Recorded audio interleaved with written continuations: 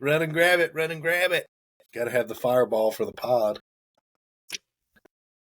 What you sipping on there, Mr. Ben? This is how I get rid of the flu. Just slow and steady on the whiskey. Perfect. I like it. At least at night. I like it. What's up, gentlemen? Howdy, howdy. We double digits right now? This is episode 10? Yes, we are indeed. Look at that. Make it to the big time, baby. Are you like, we know what we're doing? Maybe one day. First million on episode 5, so. We're just doing this for the fans at this point. Yeah. We got a new face on here. Old Ben. This guy. So Jeffrey had some questions we were going to ask people we have come on the whole podcast here. Yeah, try to be a little more professional. We'll try and ask our guests the same questions at the beginning just to start it out. So we'll ask Ben, and then Eric, I'll ask you, and then I'll answer them. Okay. At the end, too, just so we can get everybody's ideas. So the first question, favorite firearm? Man, this is a tough one. For the most part, none of which I own anymore. So probably my favorite firearm that I've ever shot that I owned was a really nice SIG 320 XL. It was like a competition edition. Got a good deal on it. It was just a range toy. Ironically, I got rid of it before I started actually doing matches. So I really wish I had that now. But yeah, that thing was sick, but overall, probably just, I think my favorite's like just a good AR-15 platform. Super versatile.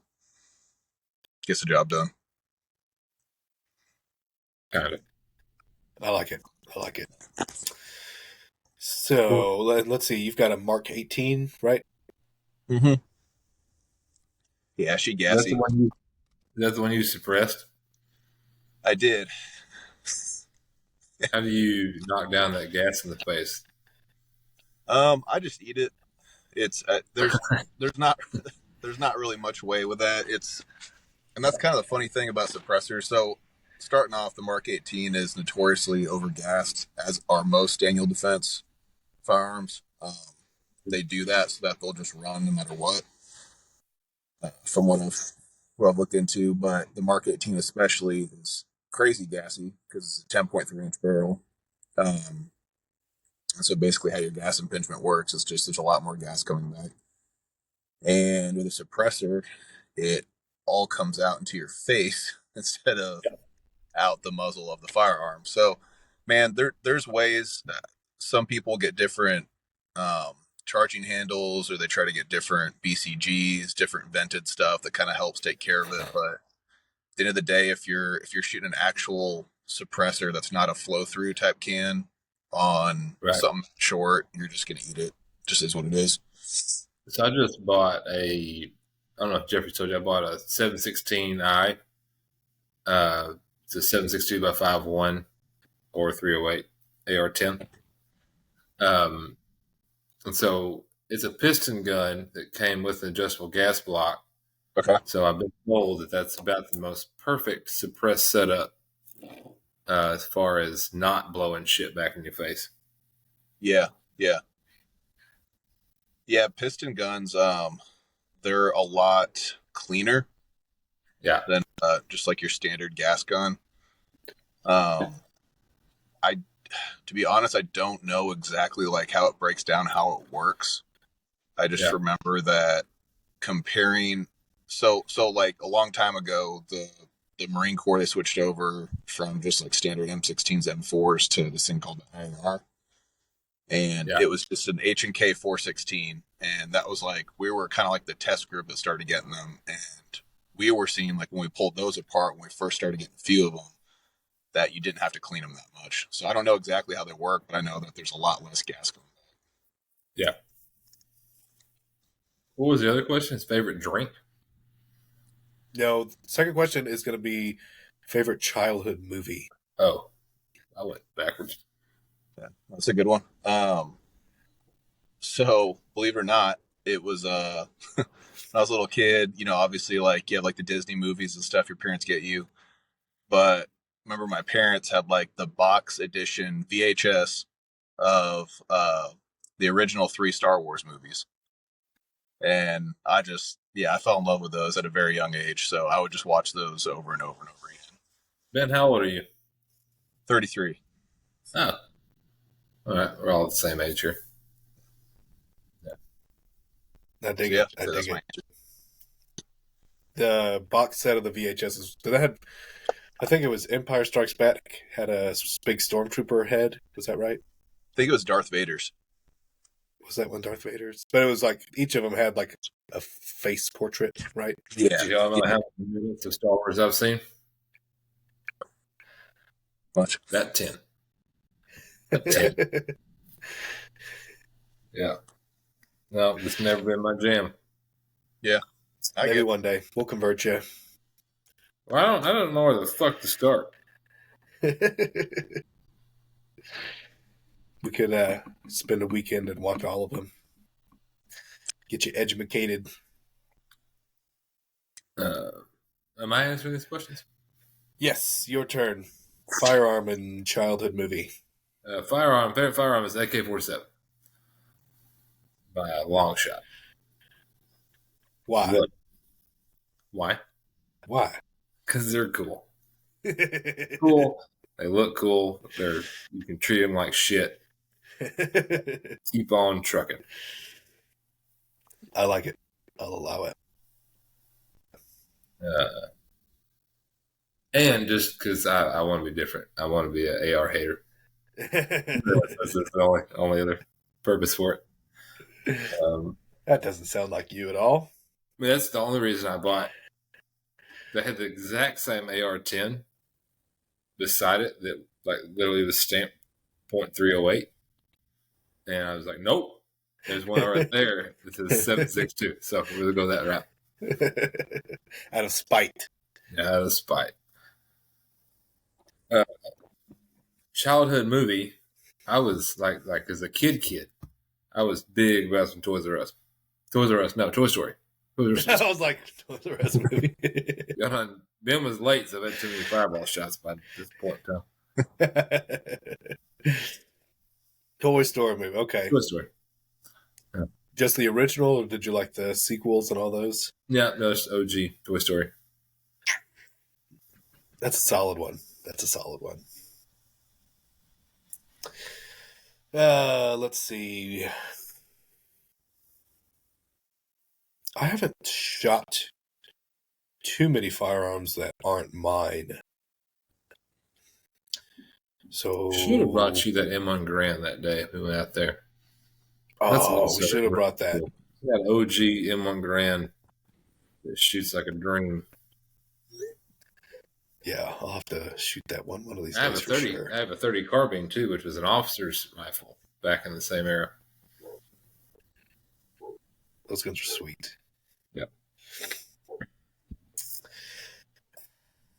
As unimpressive as it is, I've really enjoyed just like honing the fundamentals on my dagger.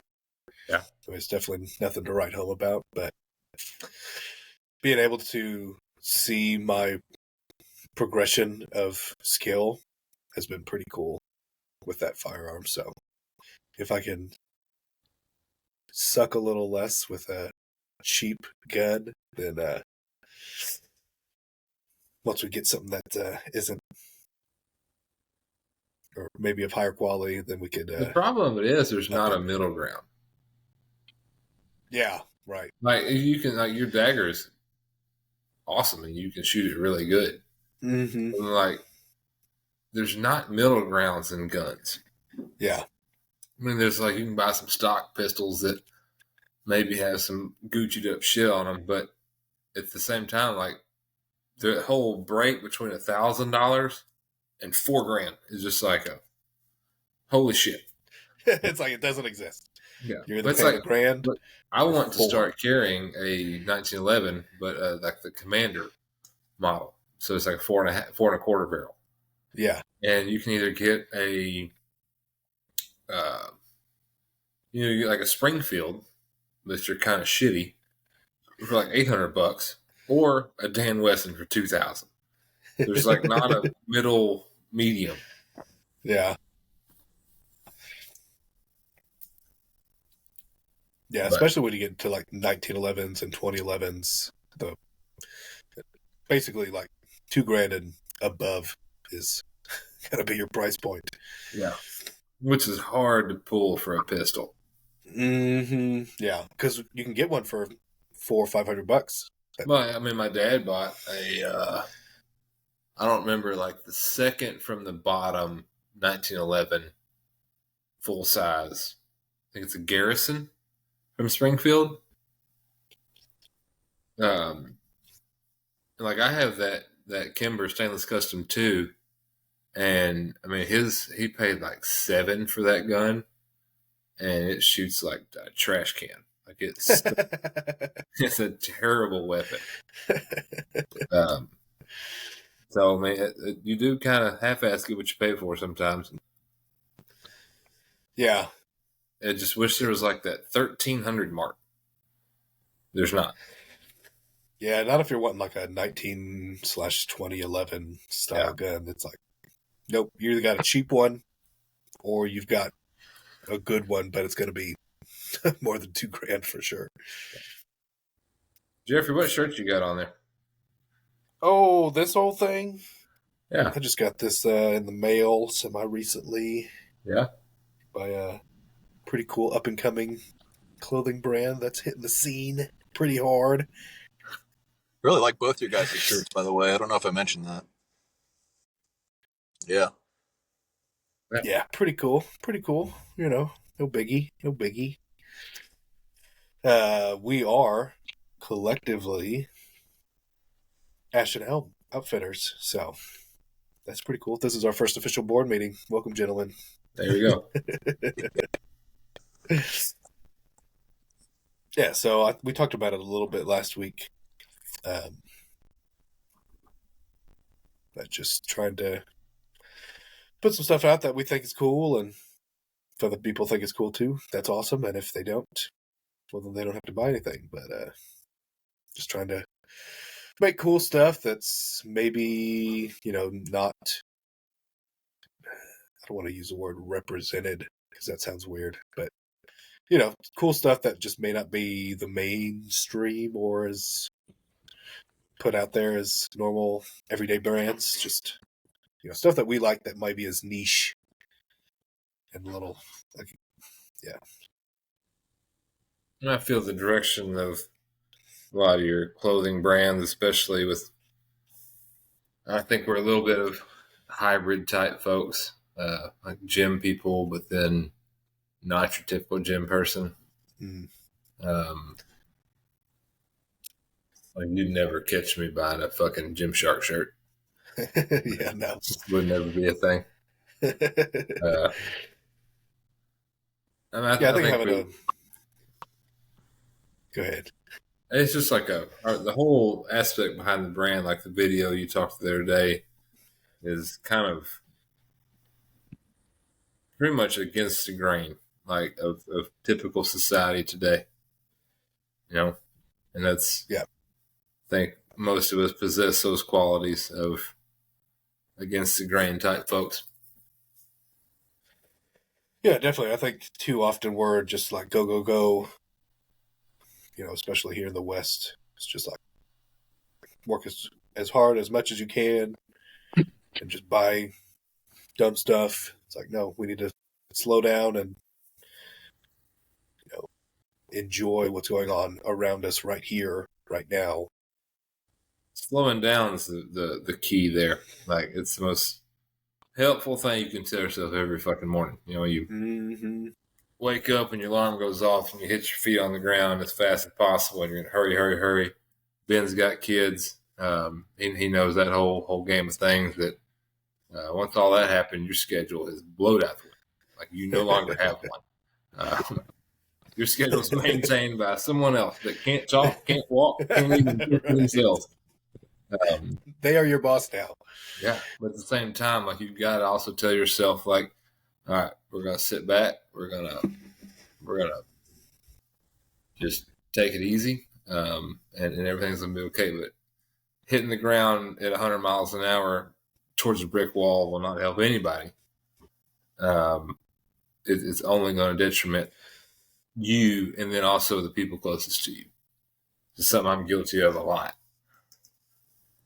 Just head down, charging, and then by the time I look back, I got a wake of terror, and just But I think that's the whole premise behind the brand and how you described it the other day is a lot of strengths, and then there's a lot of things weaved into what they used the ash and elm for back in the day, and it's kind of how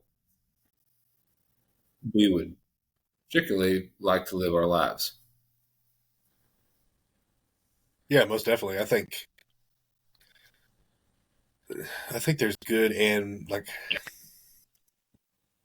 it is necessary to know where you came from in order to get where you're at. And, I'm not just talking about we're all in our early 30s. I'm not talking about 30 years ago. I'm talking 300 years ago, 3,000 years ago. Like, knowing how far humanity has come, knowing what their traditions used to be.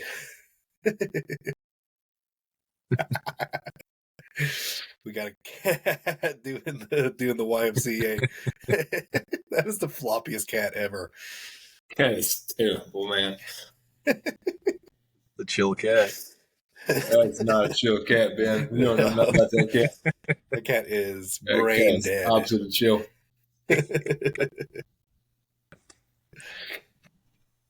That's a good cat. Brain dead cat.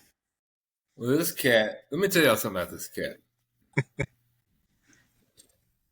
So I'm curious.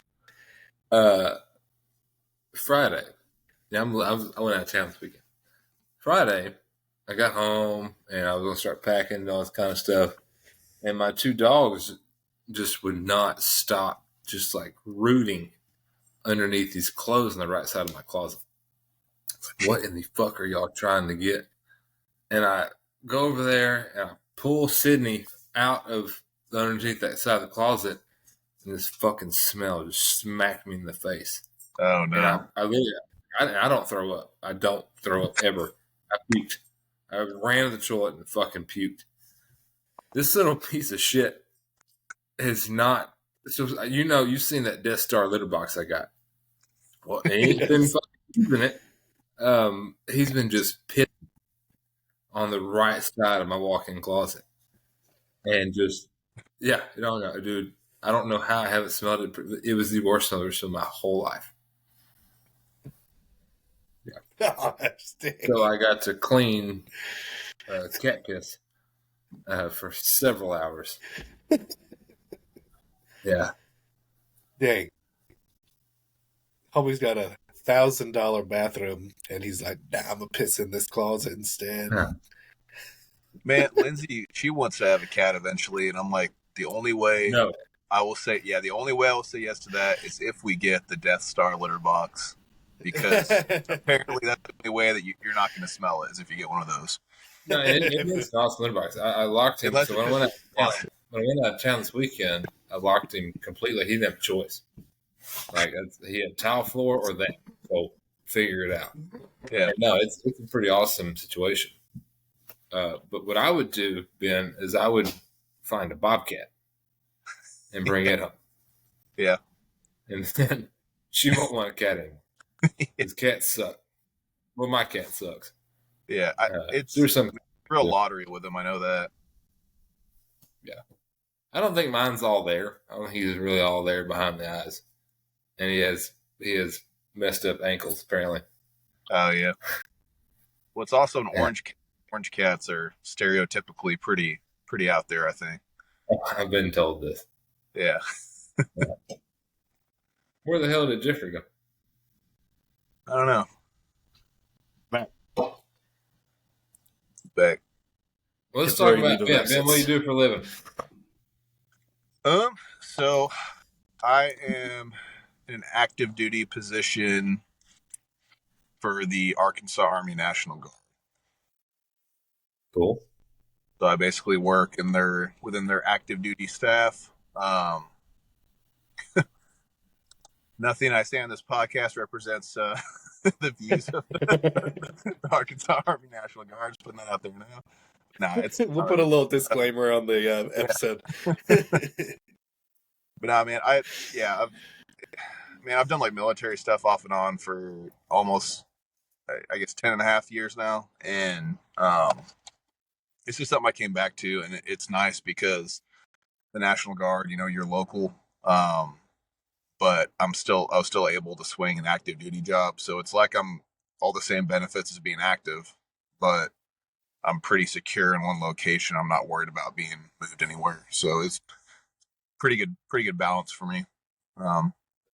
Yeah, we'll see how long I want to do that. I'm kind of at that point where I gotta decide if I want to make a career out of it, more than likely, or maybe just use some of my benefits and move on to something else. You know what I mean? So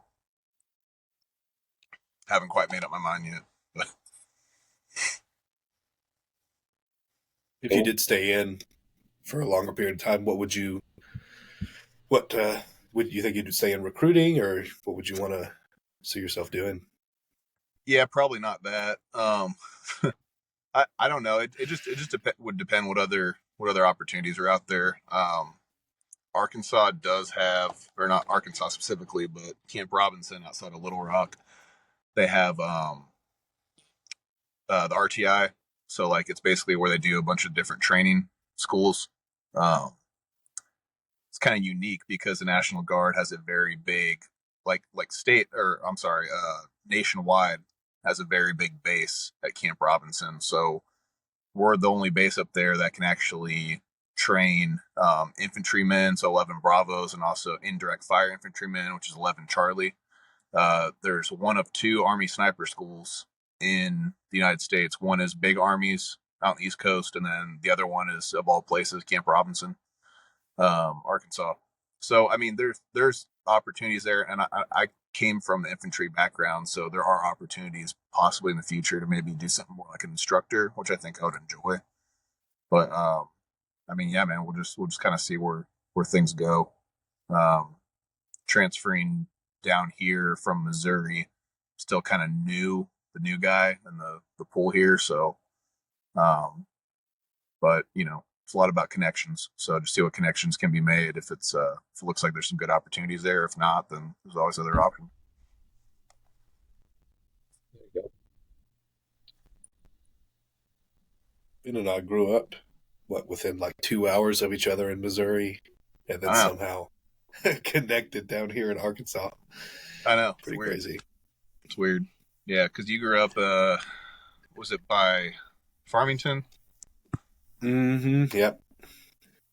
Yeah, and I was in Rolla, so yeah, it was an hour and a half away. Yeah, maybe. World is a small place. So what kind of plans we all got for this whole Ash and Elm thing?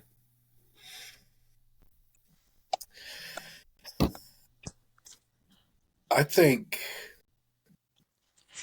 again, with like the podcast, we're not going to be millionaires doing this. Maybe.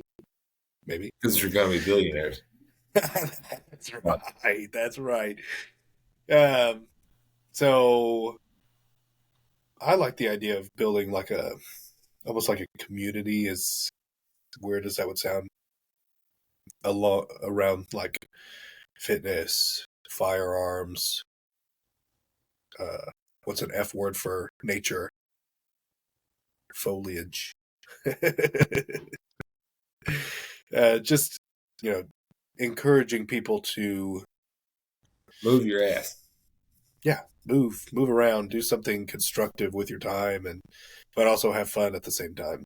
And it's possible to do all of those things at once. I think the whole thing behind this podcast, and then you running up this whole clothing thing, and I'll dive as deep as you want to, like until it becomes not fun. I mean, it's 110%. Yeah. The second someone makes it not fun, I hit the eject button. Right. We all have our own jobs. Do we Mhm. think this thing's ever going to make 1 red cent? We don't know. It'd be kind of cool if it did, but if it didn't, as long as it's fun and Yeah, it didn't exactly. drive us in fucking bankruptcy, then whatever. It's fine, Right. whatever. But yeah, no, I like that idea. I think our designs are cool and the things we've got coming out are cool. Yeah, I think we can keep the prices low enough that it's like accessible. I don't want to be one of these brands that's selling $40 t-shirts. I mean, that's just ridiculous. I'm never going to buy a $40 t-shirt, so Hell, I'm not going to expect anybody else to do that. So keep it cheap, affordable, and then cool, and encourage people to do cool stuff. yeah. And if it, like Eric said, if it becomes like, oh, I don't want to do this anymore, this kind of sucks, well, we just cut the cord and boogie on to something else. Yeah. Yeah, for sure. I mean, kind of piggyback off what you guys said, just having fun with it and, making up designs that we like, kind of things that are related to, parts of our lives that we kind of have in common and find interesting or important. Also, I think it's just cool to like go through the steps of figuring out what it's like, at least for me personally, because like, I mean, Jeffrey, I know like you kind of have your own business. So I mean, there's a lot that goes into that, but just kind of seeing what that's like firsthand, like what goes into running your own business. Yeah. I think that's something that's interested me for a while personally, because I don't know, I have a lot of interest in that just because I think that there's so much stuff you can do nowadays, um, kind of on the side. You know what I mean? Something that you can have fun with, maybe make a little bit of passive income in a sense, and not just be kind of talked about this earlier, just kind of being a slave to the system. You know what I mean? Mm-hmm. Not feeling like all you're doing is just waking up, working, having to hit the gas, manage all this different stuff. You actually have something in your life that you're kind of building. And I think that's exciting. Yeah. I got my Yeah, I W think it's. today. Go ahead. Will make you want to cry when you get your W-2. You're right. You've already given the government. And then they're going to ask for more because apparently you didn't give enough. Yeah. According to their magical fucking equation that no one knows of. For real. Love it. So fucking gay. Well, and also an interesting thing is too, like, so I was talking to a guy that I work with a little bit more about it, and he's real like savvy with just different financial like literacy and stuff like that. And I've heard this from other people too, or just listening to random podcasts and stuff. But like, this country was made for people like if you want to excel and succeed, you do that by boosting the economy with your own business, even if it's big or small, right? Yeah. And it's also made inversely to absolutely leech off of you if all you do is go into a W-4 type job where you fill that out, you clock in, you clock out, whatever. Like it's made to leech off of that. And everybody needs that still for the most part. But it's creating your own business and also figuring out different things that you can do with that business underneath that business's umbrella. Yeah. That really, like, a lot of people, they do that and they have success. I'll leave it at that. Yeah, no, I totally agree. I think like this sort of, so like what we're doing direct to consumer. So we don't have an inventory in stock. We don't have to touch the product at all. We're working with a third party to print our designs and ship them. So we don't have to touch it. So I think this is a great way for somebody who's starting out, who's only been an employee their whole life, to be able to learn how to run a business with less. You don't have to bankrupt yourself and get stuck with 65 fucking t-shirts in your house. Exactly. Yeah. Well, like our time, Exactly. Yeah, I think. I mean, so I mean, all in, probably less than $100 so far. Yeah. And that's with building a website, setting up vendors, getting everything. Way more go ahead of just like firing off designs. Yeah. You're not scared of it. Yeah. There's almost no ability to lose money. I mean, you're going to at max. Yeah, I mean, we've lost money, but you're not gonna just, oh shit, I have 1,000 t-shirts in my house and Right. my car's getting taken. Yeah. Sweet. No, yeah. The whole direct consumer thing was smart. And the t-shirts, so then I'm wearing one right now. Yeah, I mean they're super comfy. Yeah. I put a few different ones on there. Like, I think we all got the same technical T-shirt, Big building. but I've ordered some different ones, like some of the soft jersey ones. This is like a thick shirt. I like the thicker ones, especially whenever it's wintertime. That makes sense. These kind of hold shape and size when you wash and dry them. Yeah, they're not as thin, so they're not just going to like shrink up to nothing. Yeah. So I think it's going to be fun and give us a little something to. That's some sort of like creative outlet. Yeah, that's. So Ben, are you a permanent part of this podcast now? I'm down. Cool. Well, I've got to go pick up my other dog. My other dog's at my mother's house. Alrighty. I've got to smash it. I'll hit this leave button. If y'all can keep rolling, y'all can. Okay, we will see what happens. But I'm going to do let's just go ahead and stop it because I don't have any ability to stop the recording on my end. So I don't know. Fingers? Where are your fingers at? Oh, you can't. Yeah, that's on me. Okay.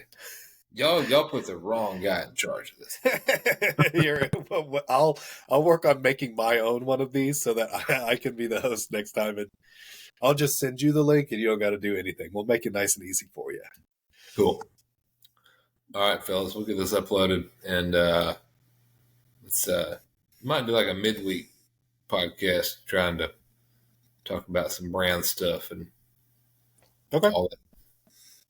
That'd be good. All right, gentlemen. I will speak to you later. All right. Adios. See ya. See ya.